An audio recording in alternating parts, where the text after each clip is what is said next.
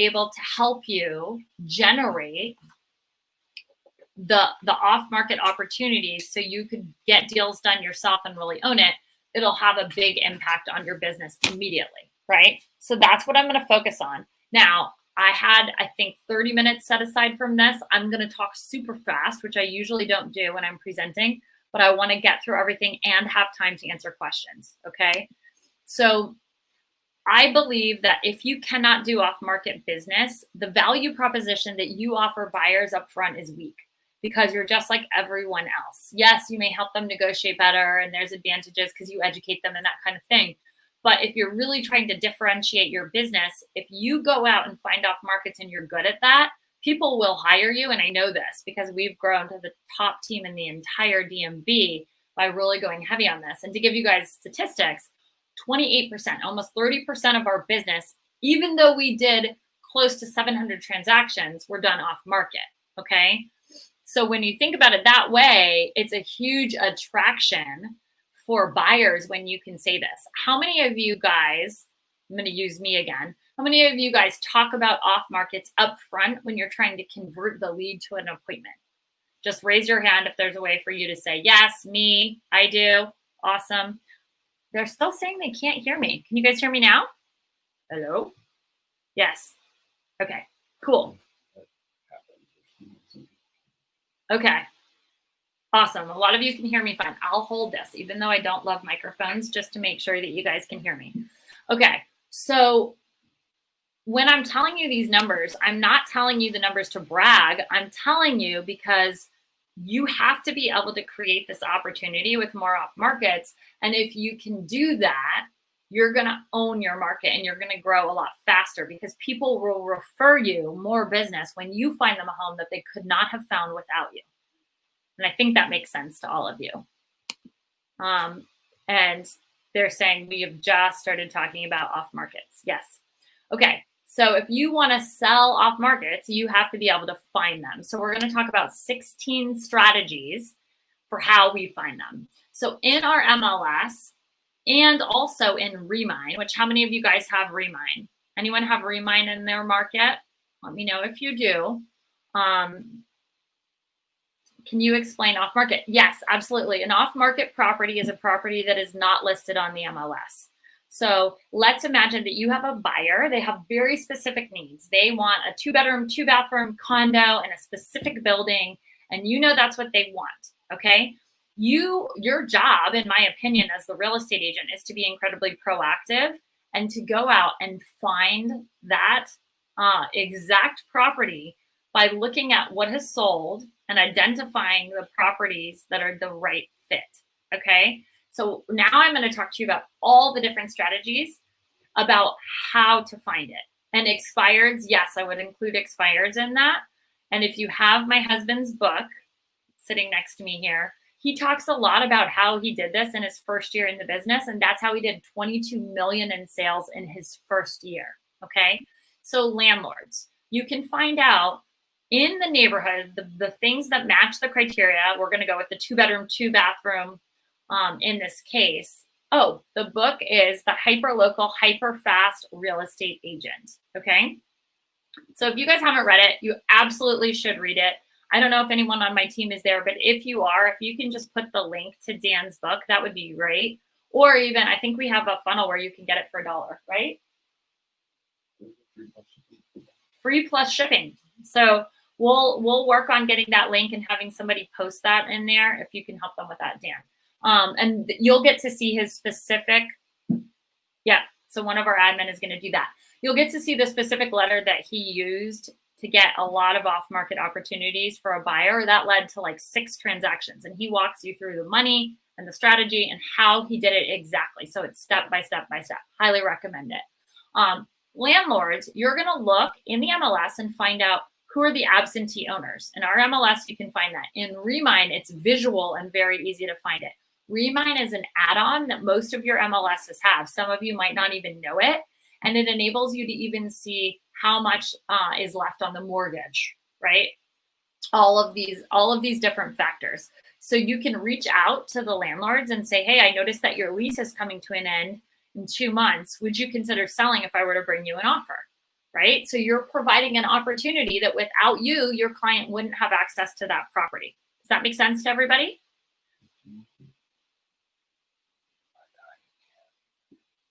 Thank you. It's okay. Okay. Zillow. Now they had the make me move section. Now there's Zillow offers, there's different places that it shows up. But Zillow has been a resource for us in the past where we've been able to go and look at people who are trying to sell their homes themselves, contact them, and then get our buyers in the door on those properties. Okay. Targeting. So let's imagine that you find the 2-bedroom, 2-bathroom condo in the tax records, and there's a couple of tiers, which a condo building, the entire top to bottom, we call it a tier in our market. I don't know if you guys call it that in yours, but we may decide, okay, in this building for the square footage and the price that the people want to pay, there's 2 tiers that would make sense. And we'll do a letter drop and target those specific sellers. And you can do that very easily. And the more specific you get in your letter about why the client is looking for what they're looking, the higher the callback rate will be. So an example of this, I had a family that only wanted to stay within a few blocks of where they were living. And they wrote a letter and they put a picture of themselves and their dog and their family. And they said, these are the reasons we love the neighborhood and we want to stay here. And it was a very, very tight-knit neighborhood. I think we identified 125 houses or something like that that met their criteria. We got 14 people to respond because it's important in the letter that you say, hey, we're going to be open with the time frame that the clients need to move in. They're already in the neighborhood. They just need a little more space so they can work with you if you need to find another home or that kind of thing. Because it's appealing to the seller to imagine an easier process when they're selling their home. It's an easy one. Craigslist. So there are still owners that put their home on for sale by owner on Craigslist. So it may sound like, oh my gosh, no one's doing that. They are. They're also doing Facebook Marketplace. Okay. So that's something that's not even in the presentation yet. And that's like the 2020 version of Craigslist. So I would highly recommend you guys check that out as well. Okay. For sale by owners and for sale by owner websites. Okay. This is an area that I think you could look. And right now, today, I would also be looking on vacationrentalbyowner.com or Airbnb, because in some of the jurisdictions, and some of them maybe yours, those people are not able to get rental income right now because people aren't traveling. So if you approach someone who has an Airbnb and you say, listen, you know, who knows how long this is going to last? If I were to bring you a qualified offer, would you sell this property? You might get some people that say, yes, please. I want to get this sold. And there you go. You get the deal done and you're providing value to your clients. Okay. Gatekeepers. So in Dan's book, he talks about this. And ironically, he and I both had this experience. So my first year in the business, I befriended the person who worked the front desk at a condo building I lived in. That condo building was sold out, by the way. But because I befriended her, anyone who walked in off the street and said, hey, is there a condo available here? She would say, you know, there are a few that are close by. Let me call someone for you that can show them to you. She would call me. And if I were upstairs, I would walk down and I would go show them houses. So it was amazing. I think I sold 3 my first year from that one gatekeeper. And Dan ended up selling, I forget the percentage of the building. I think it was like 75% of the sales in the building he lived in. And part of it was because the person at the front desk, she was very social. She knew everyone. Anyone who was thinking about selling, they would talk to her first and she would refer them to Dan. So pay attention to who are the gatekeepers and then figure out how you can provide value to them. For me, I was always giving little gifts to the person at the front desk. If I was ordering food, I would ask her, hey, do you want lunch? You know, and I think Dan did similar things. So just constantly be looking out for them and have their back. Top agents. So you can go in the MLS based on the criteria of exactly what your clients want. You can take all of their criteria and then search the listings that have sold in the last 6 months, in the last year, and then sort by the agents. If we just export the data and then sort by the agent, We can call those agents and or text or email and say, hey, what do you have coming up in this neighborhood? I see that you're very successful there. We're really committed to finding our client an opportunity, because a lot of those top agents, they have sellers that are sitting on the sidelines right now. Okay. So it's a really good time to reach out to them and be proactive about getting deals done. Don't let your people just sit on the sidelines right now. It does not make sense. When the market opens back up, they're going to be facing a ton more competition. So be proactive about finding them what it is that they're looking for, and then make sure they understand the opportunity they have if they move forward now when there's a lot of other people sitting on the sidelines. When the race opens again, they're going to be just like everybody else, right? Okay. Builders. So for many, many reasons, builders are a really, really good group to focus on, not just because of the new construction listing, but imagine that the builders who are really prominent in a community, they're meeting with all of these sellers and they're trying to figure out if the price will work for a teardown. And this is in my market because there's custom builds. And I would assume in most of your markets, there's opportunities like this, even if it's a remodeler, right? That just flips the house. You want relationships with those people because there's some sellers where the math isn't going to work. So if you know that, you know the math isn't working, and you're able to say, okay, Johnny, the builder, Johnny, when something doesn't work, can you let me know? Because I would really like to develop a relationship with the client and help them sell if it's not going to work out for you. And in exchange, I'm happy to refer you clients that are looking to build. So that's part of how we built our business. And those builders will give you plenty of opportunities if you build the relationship with them and refer them back. Remine. So I mentioned this earlier because it's such a great tool. There's so many different layers of how you can search. And what Remine does, how many of you guys know about Remine? I hope our chat is working. How many of you guys have used Remine before? Just say I have in the chat so I get a gauge of this. There's quite a few of you on. So a lot of you are saying never. I have all the time. Amazing. Some of you are saying no. So for those of you that have never used it, what I want you to do is write down Remine. I want you to, after we're done, call your MLS and say, hey, do we have Remine? Because for most MLSs, it's free, okay? And it's a software. So it's a free software, and then you're able to upgrade it if you want the cell phone numbers of the people. But here's why it's so key.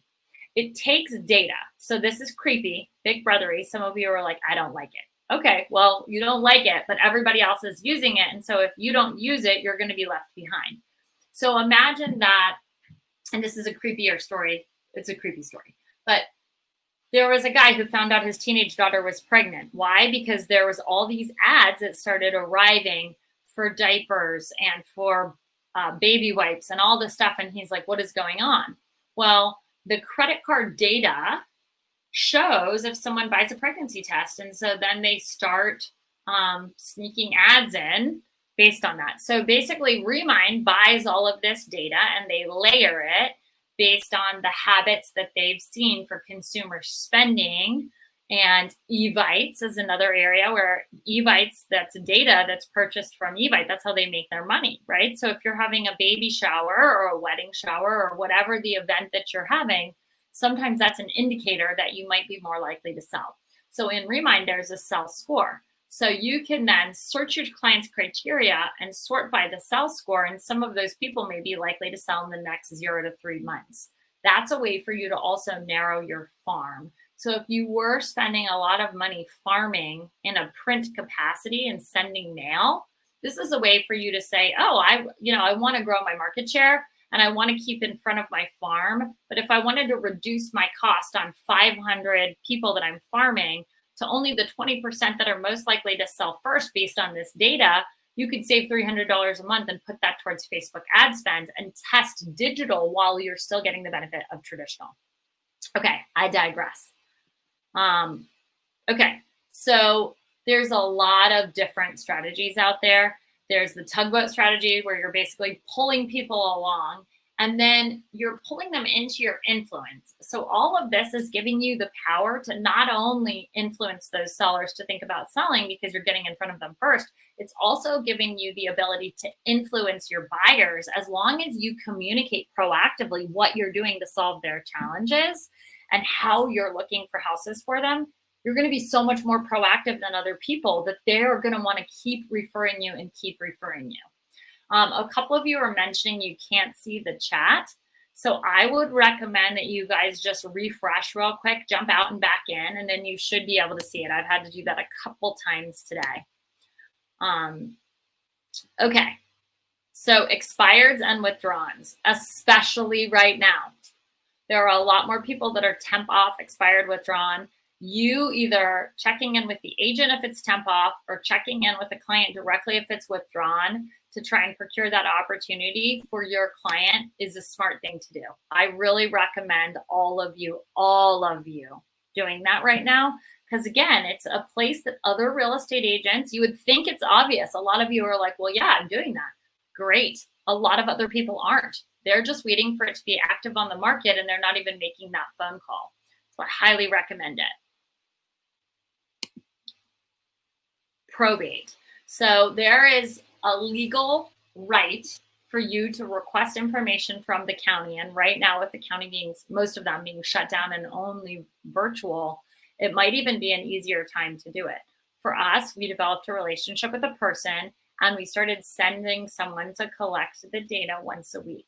You can have access to divorce records, probate, foreclosure notices, all of those things by going through your local jurisdiction and getting more information. Funeral homes, senior communities, estate sales, all of these places, they sometimes have advertising, but they sometimes are really relationship-based people. And if you develop a relationship with them and use them as a resource for your clients that are in need, there's going to be reciprocity there. When you're looking for off markets, these are good people to contact to let them help you know what's coming up. And you're also helping their clients who are facing times of uncertainty. Social media. I think this is a really obvious one, but there's tons of groups where you can go in and say, I have this buyer need. And with the coming soon policy changing, a lot of agents are reluctant to post about their listings. But if they feel more comfortable when it's a direct one-on-one conversation. So what I always recommend to my agents is go in there and post exactly what your buyer needs are and then ask for them to text or email you if they have something coming up so you can have a personal conversation. It's a really, really good way to leverage groups that are already built. Okay. Again, this sounds ridiculous, but I did an analysis probably a year ago. I was competing with a close friend of mine on a listing appointment, and we were in the position where we were doing a lot of our business off market. And so I started researching all of the brokerages around us and how much of their business they were doing off market. And what I found is they were not doing any deals in their office together. And I'm just blown away by this. They're not talking about what they have coming up and what they have in each other's pipeline to solve the needs of the buyers and the sellers. Because let's remember, all the buyer wants is a house and all the seller wants is a buyer. And so if you're proactive, you're solving everybody's problem and elevating your value to everyone in the equation. Okay, I'm running out of time here. I have 2 minutes left. So social media forums, we started to talk about that already with social media, just posting on social media also so that you are telling your SOI what it is that you're looking for. And if they know someone, then they'll be able to hear that as well. Saying keep refreshing and no chat. So guys, that might be an easy webinar problem. I'm sorry about that. So some of the local companies actually post their coming soons. Some of them do it without addresses now, and some of them don't. But in your local jurisdiction, I would do research about that to find out where you can access these opportunities. So for anyone who's watching right now, just because we're rushing to get to the end a little bit, how do you see these strategies? If tomorrow you said, okay, I'm going to listen to Keri and I'm going to execute on these 16 things, what do you think it will change about your business? What do you think it will change about your life? And the biggest thing I will tell you is you're going to get more transactions done right now because you have the house, you have the opportunity. But the long-term impact is people feel differently about you. They feel massively different about you because you're constantly telling them, hey, I want you to know I did this for you today. I worked on that for you today. And although we didn't get any results, there are 14 new families that we're in conversation with to see if any of them are considering selling. So it's all about your cadence of communication and having something valuable to share with them that you're doing on their behalf. That leads to an incredible amount of raving fans and repeat business. Okay. Do you have a VA work on compiling a list from some of these sources? Great question. So we have started doing that. And it has been working really well for us because sometimes it's a lot of research, right? And then my business will grow. Yay, Judith, I'm excited to hear that. I promise you, if you guys execute on these strategies, your business will grow. It will. And it'll grow in a major way if you're consistent. So if you, for some reason, can't execute on this yourself, but you have enough clients that you're so busy that that's why you can't execute, hire a VA. Hire a personal assistant that can help you, because I promise it will pay for itself. Thank you for tuning in to this episode of the HyperFast Show. Subscribe to us if you want to make sure you get the latest and greatest HyperFast shows. And remember, we love reviews. Reviews help us bring better and better guests and improve our shows. So give us the good, the bad, and the ugly. We hope you enjoyed the show, and we will see you next time.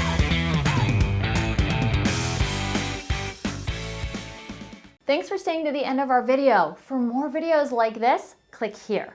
And if you're interested in learning more about personally coaching with me or the HyperFast coaching program, click here. If you're looking to get notifications when we do a new video, make sure you subscribe below. See you soon.